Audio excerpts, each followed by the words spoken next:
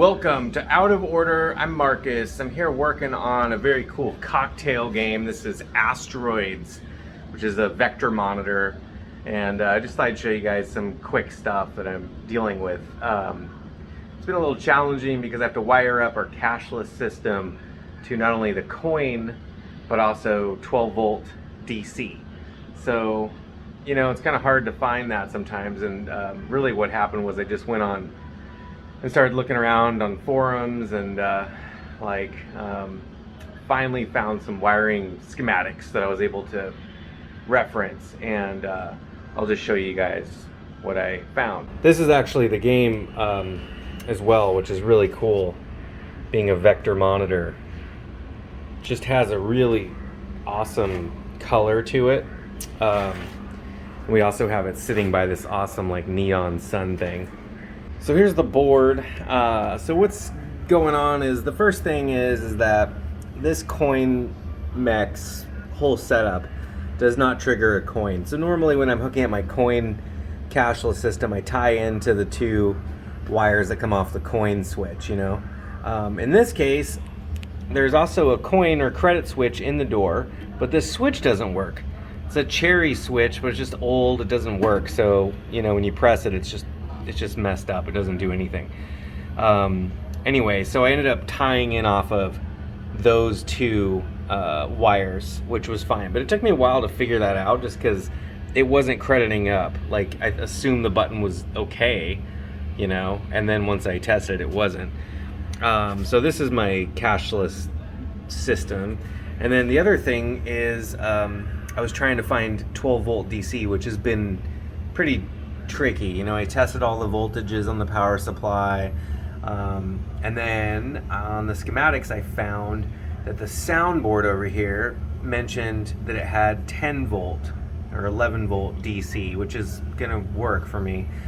So anyway, what I did was I checked, and it's hard to see, but basically it says, I think it's oh, you know what it was, is I traced it from the power supply over right where I'm pointing. That's J5. And on the board it says that it has 3 oranges that are all like 10 or 10.7 volt DC, and then the violet ones are the ground. So I followed those up because those are going to be kind of hard to get to, but they're, you know, they're right here. Anyway, so I followed them over there, and then I used my multimeter probes and plugged them into the soundboard, and then I'll just show you guys. So there we go. You know, and that's perfect. So now I can tie in the power. But anyway, it took me that long to figure that out. So now I got to get a plug and, you know, go ahead and set it up. But I think this is going to be a really fun game. It's got awesome sound effects. I'm going to turn the volume up kind of high because it's by the door. So, all right, let's set it up.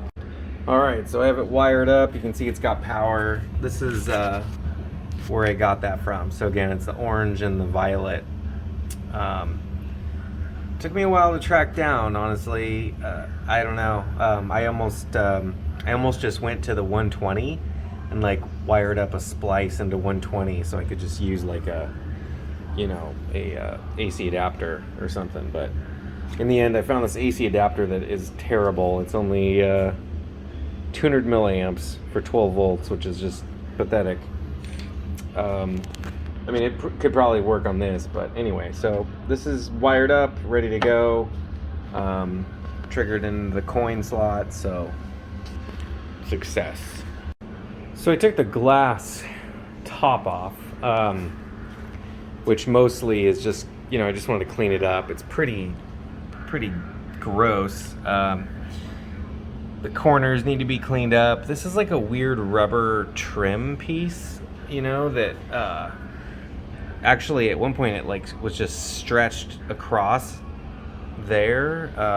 Anyway, I'm not sure if I'm gonna remove that and put on something else. You can see it like it went that way too. So same thing here. So it's kind of like just wasn't really working too well. The glass itself also needs to be cleaned up. The Asteroids is flaking off on this one. This one seems okay. This one seems okay.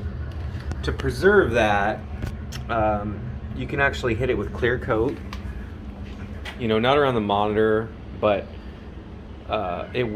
so basically you could mask off the monitor here, and well, I don't know, you got the Atari logos too, but yeah, if you just hit it with some clear coat, it'll be kind of cool. So it'll keep it from flaking.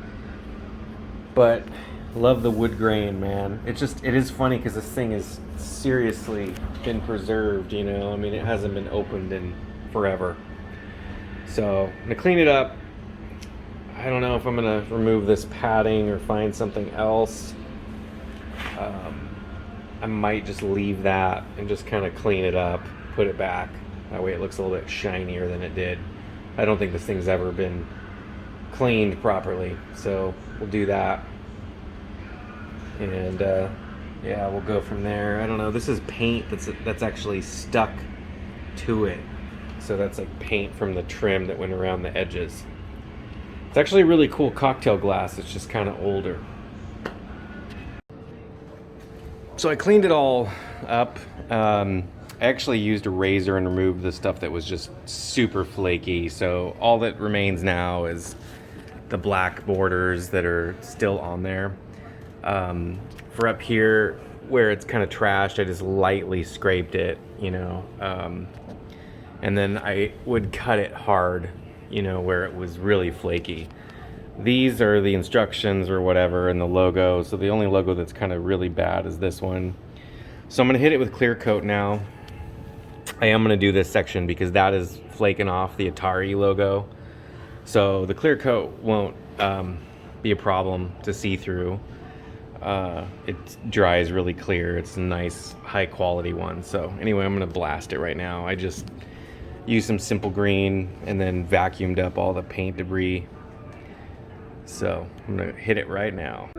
So while that clear coat is drying, I'm gonna use a razor and take off this strip of crap.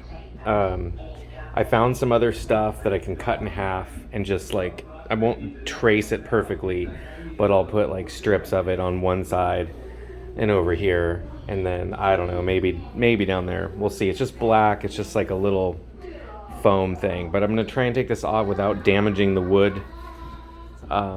We'll see how it goes. So that stuff is pretty gross, man. It came off with the razor and now the glue residue is just really gross. So I'm letting some simple green soak in, not too long because it is close to the T-molding, but just enough to where I can use some shop towels. But yeah, I think part of it is that the glue started to deteriorate and eat at the paint. So I got all that glue off. I had to use a little alcohol to, you know, get that all off, but it looks really clean. A little bit of a razor, you know. Also on the clear coat on the other side, I actually did remove any clear coat that got over the glass because it did have a haze. So I used alcohol and a razor to just get that cleaned up. It didn't really dry, it was just kind of a mess. But so now what I'm gonna do is I'm gonna cut a strip here, put it there. It's just this black stuff. I'm gonna try and do 2 even sides. We'll see if I can pull it off. And that might be it. I don't know. I might put a little strip here and a little strip there. Just try and make it look a little better, you know. And then I'll put it on and attach it. Here are the pieces that I'm going to use. Just kind of the same, similar kind of foam. It's like one-sided. I just cut it down the middle, and then it'll give me 2 pieces to fit on either short side. So now if I can align them up. All right, I think I did pretty good. So 1 strip there, 1 strip on the side, and then 2 in the middle. So should be sufficient for the glass. Let's go get it, and I'm gonna attach it back on there. All right, so there it is. A little bit hard to see with the reflection, but I think it turned out really good. You know, I mean, way better than it was. So yeah, one thing is, and this is probably obvious, but I did have to scrape the clear coat off here. I also removed it here, so it looks a little more transparent. I could have just masked it if I wanted to do that faster. But yeah, now all I gotta do is put the clips on the corner, you know, put those back. So I'm gonna do that. And that's it. I'm done with Asteroids. It was a pain in the butt to get this thing fully cleaned, but yeah, I think it looks really good. You know, that's gonna be preserved because of the clear coat. This piece, I think this looks good. It like matches the black, you know. And then there's a pad here. And then this is the one that's damaged, but again, the clear coat stops it from getting worse. Over here is the other piece. This is all preserved now, the instructions. And then there's a piece here. And yeah, so I think it looks really good. This game is really fun. I love the mechanics. I love how you don't use a joystick, you know. You just use the buttons. So there you go. That's going to do it for Asteroids, the cocktail table. Thanks for hanging out. If you liked the video, leave a like. Thanks for subscribing to Sunset Hotline. And until next time, you know what you're going to do? You're going to keep that shit retro by playing the Vectrex later on.